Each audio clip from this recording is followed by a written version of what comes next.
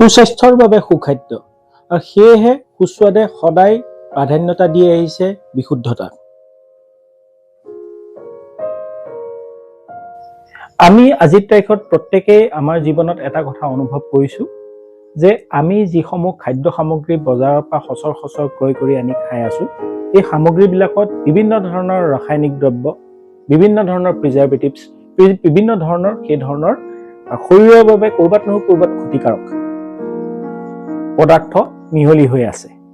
এতিয়া কথাটো হ'ল, বজাৰত যিহেতু সৰ্বাধিক বা সচৰ আমি পোৱা সকলোবিলাক সামগ্ৰীতে এই ধৰণৰ বস্তু মিহলি হৈ থাকে, গতিকে আমি ক'ত ৰাসায়নিক দ্ৰব্য মুক্ত বিশুদ্ধ খাদ্য বস্তু বিচাৰি পাম?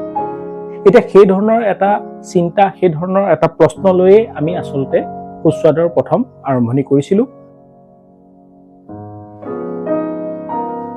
আমাৰ এই উৎপাদন কেন্দ্ৰতে উৎপাদিত আপোনালোকে দেখিছে বিভিন্ন খাদ্য সামগ্ৰীবিলাক আছে ইয়াত। এয়া আমাৰ মিঠাতেল, সৰিয়হৰ বিশুদ্ধ সৰিয়হৰ মিঠাতেল। ঠিক তেনেকৈ আমাৰ এইটো ঘানিত পেৰা সৰিয়হৰ মিঠাতেল, এইটো এক্সপেলাৰত পেৰা সৰিয়হৰ মিঠাতেল, বাদামৰ তেল আছে, হালধীয়া সৰিয়হৰ তেল আছে, আলমণ্ড অইল, নিম অইল, আমলা অইল, ঠিক তেনেকৈ আপোনাৰ বগা তিলৰ তেল, ক'লা তিলৰ তেল, চুলিৰ কাৰণে খুব ভাল।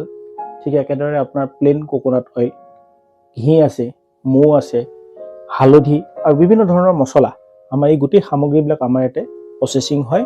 আৰু এই প্ৰচেছিং হোৱা সামগ্ৰীবিলাকৰ ক্ষেত্ৰত আমি এটা কথা গেৰেণ্টি দি আপোনালোকক ক'ব পাৰোঁ যে এই গোটেই বস্তুবিলাক কেমিকেল ফ্ৰী, অৰ্থাৎ কেমিকেল প্ৰিজাৰ্ভেটিভছ আৰু বিভিন্ন ধৰণৰ যিবিলাক এডেচিভ থাকে, ৰং থাকে, বিভিন্ন ধৰণৰ বস্তু।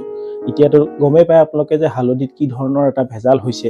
ঠিক একেদৰে আপোনাৰ বিভিন্ন ধৰণৰ মছলাবিলাকত এচেঞ্চৰ এটা বিৰাট ডাঙৰ ভূমিকা। এই গোটেইবিলাকৰ পৰা আমাৰ এই মছলাবিলাক মুক্ত। আৰু এইবিলাক যিহেতু স্মল বেটছত হয়, এটা সৰু ধৰক 5 কেজি, 10 কেজি, 5 কেজি, 15 কেজি এনেকুৱা বেটছত এই গোটেইবিলাক বস্তু উৎপাদন কৰা হয়, যাতে ই সতেজ হৈ থাকে।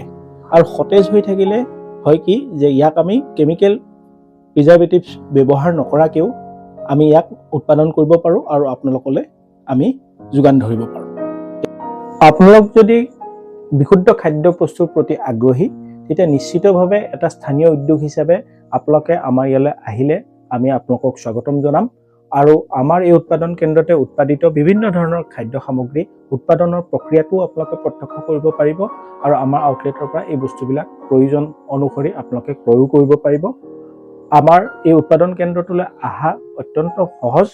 আমি আপোনালোকক অতি সহজে যদি ৰাস্তাটো বুজাই দিওঁ, তেতিয়াহ'লে জোৰত তিনিআলি ফালৰ পৰা যদি আপুনি আহে, তেতিয়া আপুনি জোৰত তিনিআলিৰ পৰা আহি হাতীগড় চাৰিআলি পাৰ হৈ গীতানগৰ স্কুল ফিল্ডখন পাব, য'ত দুৰ্গা পূজা, বিহু এইবোৰ হয়। আমাৰ ডাঙৰ স্কুল ফিল্ড এখন আছে। ফিল্ডখন পাৰ হৈয়ে প্ৰথম যিটো বাইলেনটোত সোমাই প্ৰথমটো ঘৰ, অৰ্থাৎ বাওঁহাতে গীতানগৰ স্কুল ফিল্ডখন পাৰ হৈ আহিয়ে প্ৰথম যিটো বাইলেন পাব, বাইলেনটোৰ নাম কন্যা মহাবিদ্যালয় পথ, তাত সোমাই প্ৰথমটো ঘৰ। মেইন ৰাস্তাৰ পৰা 50-60 ফুট সোমাব লাগে।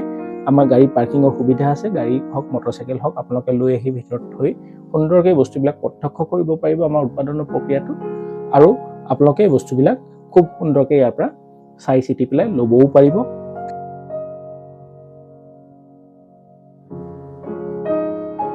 গতিকে আপোনালোকে আমাৰ গীতানগৰ স্থিত এই উৎপাদন কেন্দ্ৰলৈ আৰু আমাৰ আউটলেটলৈ আহিলে আপোনালোকে এই বস্তুবিলাক আমাৰ ইয়াৰ পৰা ল'ব পাৰিব।